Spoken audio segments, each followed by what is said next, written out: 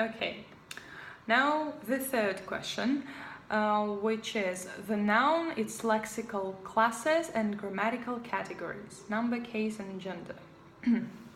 So, the noun is a word that refers, the noun is a word that names or identifies a person, place, thing, or event. And all the nouns fall into two groups, uncountable nouns and countable nouns. So let's talk about countable nouns.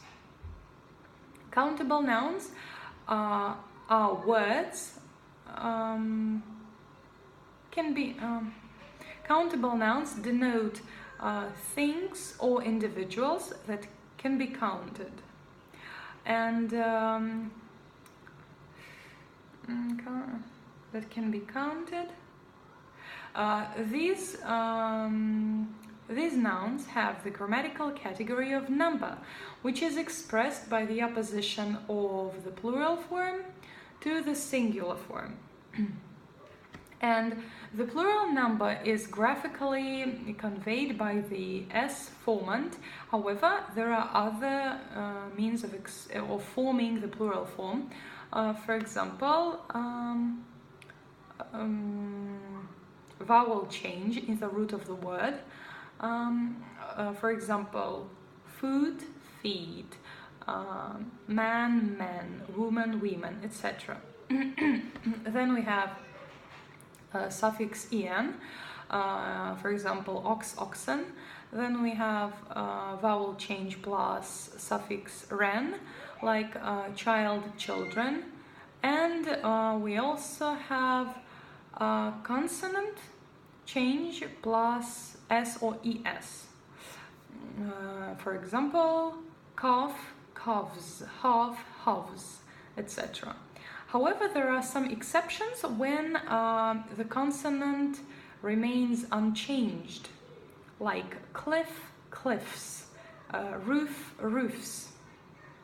And also there are nouns which do not possess any formal features of either of plural or singular number. For example, deer, sheep, swine, etc. Let's go to uncountable nouns. And uncountable nouns are objects that cannot be counted. And they are subdivided into singularia tantum and pluralia tantum. In singularia tantum we have material nouns like water, air, then abstract nouns, friendship, development, etc. And friendship, love, courage also. And we have some collective nouns. Here we have like linen, furniture,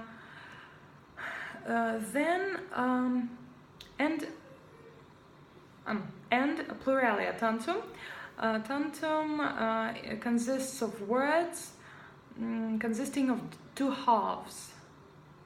Names of pluralia tantum names things, includes things consisting of two halves, like trousers, shorts, scissors, etc. So let's go on. According to their lexical meaning, words are subdivided into common nouns. Nouns are subdivided into common nouns and proper nouns.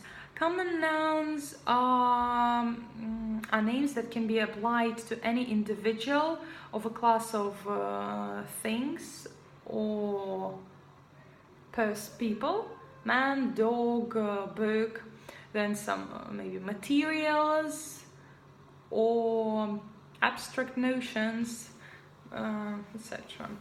And proper nouns are individual names given to separate people or things, and they can be. Here we have, for example, some individual or geographical names, names of the hotels, days of the week, etc. Then we have the category of case, which shows the relations of the object to other objects and phenomena. And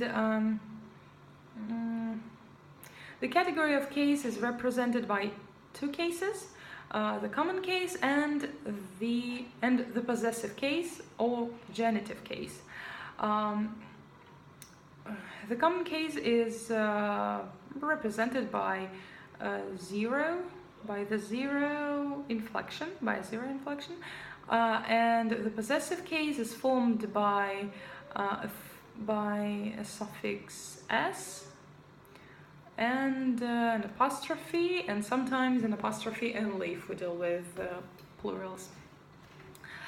Let's go on.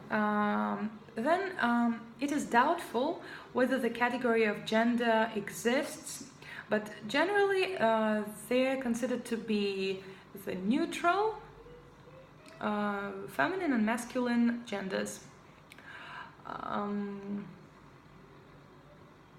The English noun has no markers to identify this grammatical category. However, sometimes we need to we often have to express sexual distinction. We often have to express sexual distinction when we have different words, like woman, man, when there are no pairs of words, and we need to add a pronoun, for example, a she doctor, a he doctor, or we can add the words man or woman, like wash a man, wash a woman. And we can add a suffix ESS, like actor, actress, steward, stewardess. Then the last category is the category of definiteness or indefiniteness, which is expressed by means of the article, and it is found in any language where the article is used. Barhodarov considered the article to be a formal word which constitutes a class of its own, and he distinguishes between definite, indefinite and zero articles. So the indefinite article er has developed from the Old English numeral 1, which later acquired a meaning, an indefinite meaning, and the definite article the has developed from the Old English demonstrative pronoun the, and these two articles are related to other determiners in the following way. The means this, that, the same, while e or n means one, any, or such.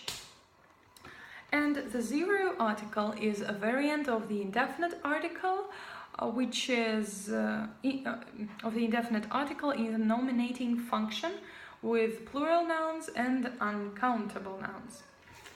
That's all.